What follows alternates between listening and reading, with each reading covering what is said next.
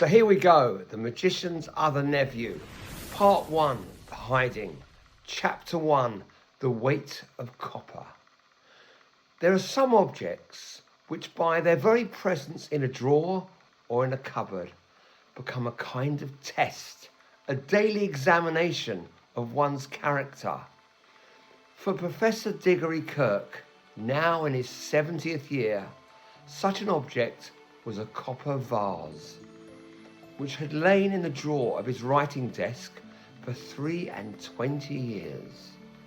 Each morning, when he reached for his fountain pen, he saw it there. And each morning, he withdrew his hand and he closed the drawer again very, very gently, as though it was something that might wake and accuse him if handled roughly. It was the sort of thing that could not escape the notice of someone who had known him since childhood. Polly Plummer, now Mrs. Plummer, though she had long since been widowed, had fallen into the habit of taking morning tea with the professor in his Cambridge study, and she had observed this curious ritual for many, many months before she spoke of it. "You're doing it again?" she remarked one grey autumn morning, setting down her cup with a faint click that suggested she would not be put off this time. Doing what? But the professor's hand, which had been reaching for the drawer handle, well, it remained suspended in mid-air, rather like a schoolboy caught in some minor deception. "Checking whether it's still there," said Polly. There was no accusation in her voice, merely that maddening accuracy of observation which she had had and had characterized her since she'd been 11 years old, when they'd first ventured into those strange places that lie between the worlds. The professor said nothing. What indeed could one say? "How much longer?" Polly continued quietly. "Are you going to make Matthew wait?" The name hung in the air between them like a judgment. Matthew. Now I must tell you something about Matthew Kirke, though you probably will not have heard of him before, for he plays no part whatsoever in those stories which have been told about the Pevensey children and the wardrobe, and of course the great lion Aslan.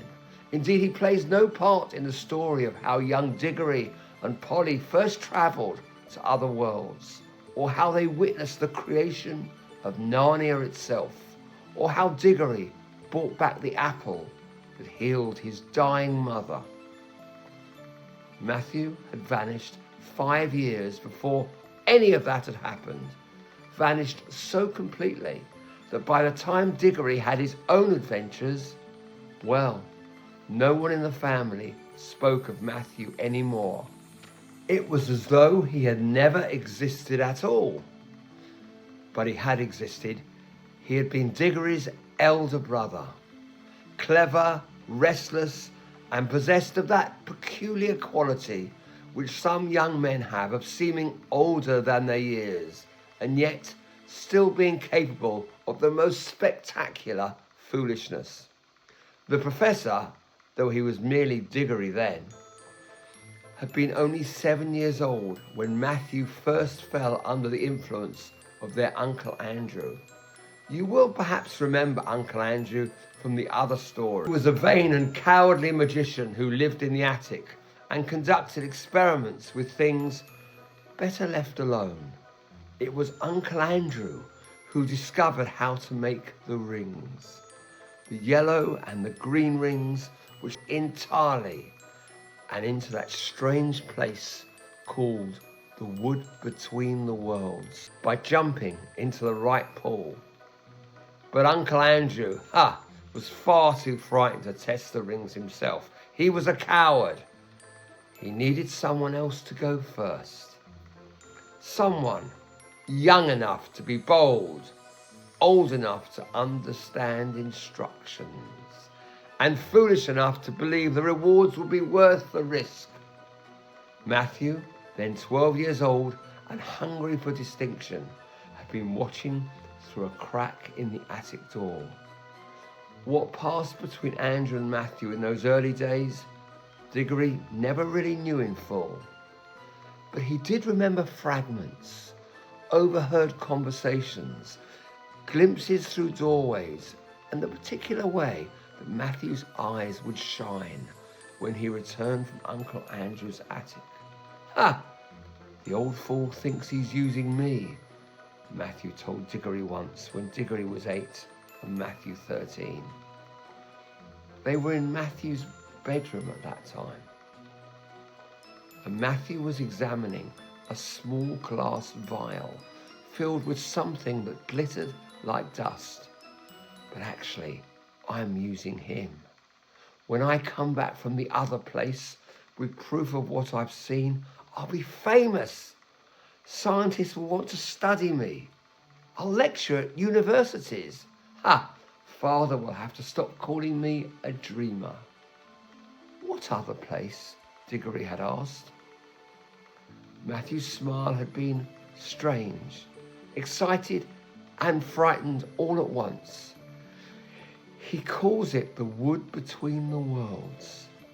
It's not really a place at all, you see. It's more like a corridor, a hallway with doors leading to every world that ever existed. And I'm going to be the first one to walk through it. But what if you can't get back?" Matthew had ruffled his hair in the way that older brothers do, like when they wish to seem confident, but not actually entirely sure. "That's what the rings are for," Matthew said. "One to go out, one to come back. Simple as that." But it was not simple. It was not simple at all. The experiments continued for 5 years, always in secret, always in Uncle Andrew's attic. Digory would sometimes hear them late at night.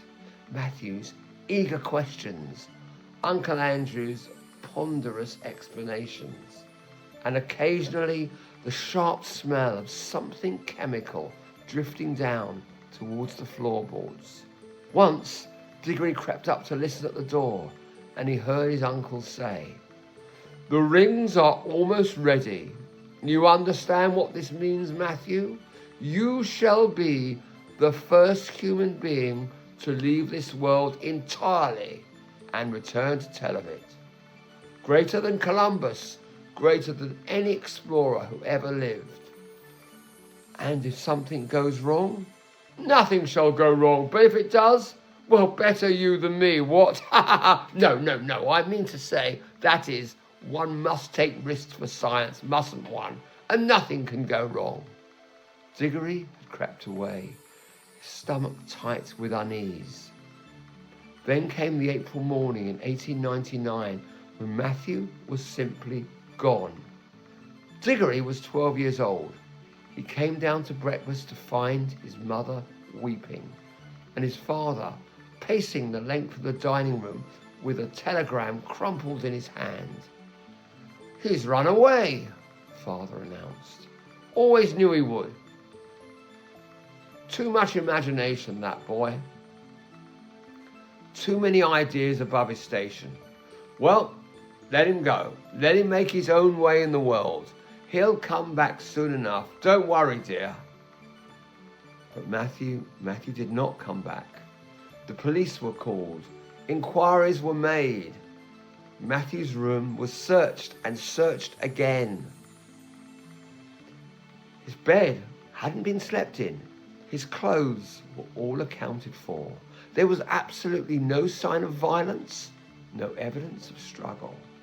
Only one curious detail, which the police noted, but they couldn't explain. Every door frame in the house showed small indentations, as though someone had been tapping them repeatedly. 3 marks on each, left, centre, right. "He always did that," Digory told the police sergeant. "Before entering in any room, 3 taps, for luck." The sergeant, of course, had written this down, but it led nowhere. Mother wept for months. Eventually, she accepted, as mothers must, that some children are not meant to stay. Father forbade anyone to mention Matthew's name. Uncle Andrew took to drinking more heavily and conducting no more experiments with living subjects. And Digory found himself unexpectedly freed from living in someone else's shadow. It was 5 years later, 5 years, during which Matthew was never spoken of, that Digory's own adventures began. He was 11 years old then, living in London with his ailing mother, and he met a girl named Polly Plummer, who was exploring the attic spaces that connected their row of houses together. They stumbled together again upon Uncle Andrew's study, and the old man, that wretched coward, tricked Polly into touching a yellow ring and vanishing from our world entirely. To rescue her, Digory had no choice. He had to follow, and what happened after that has been told elsewhere. How they found themselves in the wood between the worlds, that quiet forest where pools of water lead to other worlds. How they made the terrible mistake of waking the witch Jadis in the dying world of Charn, and how they witnessed Aslan the lion sing Narnia into existence. Oh, and how in the end Digory brought an apple back from the garden at the edge of the new world, an apple that healed his dying mother and saved her life. But throughout all those adventures, Digory almost never thought of Matthew. It shames me to write this, but it's true. When he stood in the wood between the worlds for the first time with Polly, it never occurred to him that his brother might be there, might have been there for 5 years already, trapped in some pool that had no corresponding ring to bring him home. When Aslan spoke to him of courage and sacrifice, Digory didn't think of the brother who had vanished in pursuit of glory. By then, you see, Digory had become the special one, the one with the adventures, the one with the stories worth telling. And he'd rather grown to like it that way, you see, as you might do. After they returned from Narnia that first time, after Digory's mother was healed and Uncle Andrew had been frightened out of magic forever, Digory and Polly buried the rings in the garden of the Kettleys' house in London. They marked the spot carefully and made a solemn pact never to use them again unless some great need arose. The rings were too dangerous, they agreed, too easy to misuse, too tempting a doorway to places that should really be left alone. And there the rings remain, buried in the earth for decades. Yes, decades passed. Digory grew up and became a professor. He bought the house in the country where the wardrobe stood. The Pevensey children came and went. The war ended. And through all those years, Digory never spoke of Matthew to anyone except Polly. And even to her, only rarely. Then in October of 1931, 3 years after Uncle Andrew died, alone and unmourned, Digory undertook the melancholy task of clearing out his uncle's house before it was sold. The house was full of rubbish, alchemical charts, letters in strange scripts, bottles whose contents had long since evaporated. But deep, deep in the cellar, behind what proved to be a false wall, Digory found an ancient trunk secured with 3 heavy padlocks, which he finally managed to open, and inside, wrapped in a cloth that bore symbols which made him obscurely uneasy, were 2 copper vases. One was marked with a sun, executed in some metal that seemed neither gold nor brass, but something much older. The other bore a moon of silver that had not tarnished, despite what must have been many, many years. Between them lay a scrap of paper. Digory's hands trembled as he unfolded it because he recognized the writing at once. No one who has had an elder brother could forget the particular way that brother made his capital letters. And there at the top of the page was Matthew's distinctive M with its peculiar flourish. The note read, "Digory, trapped, can't get out, grey pool, dead quarter, remember the wood? 3 taps, little brother, still doing 3 taps, M." Digory sat on the cold stone floor for what might have been hours. He turned the vases over in his hands. He held them up to the lamplight. He shook them very gently, and he heard liquid move inside, liquid that seemed somehow more substantial, heavier than water.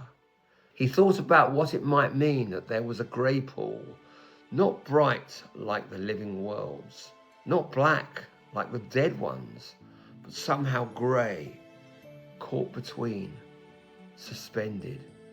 He thought about the yellow and green rings buried in the garden of the Kettley's house, the garden that was now overgrown with weeds, and the house he heard was being sold. He thought about digging them up, about going back, about finding that grey pool, about bringing his brother home. And then he thought about what would happen when Matthew returned. Matthew would tell his story. Matthew would be the one who had survived decades in an impossible place.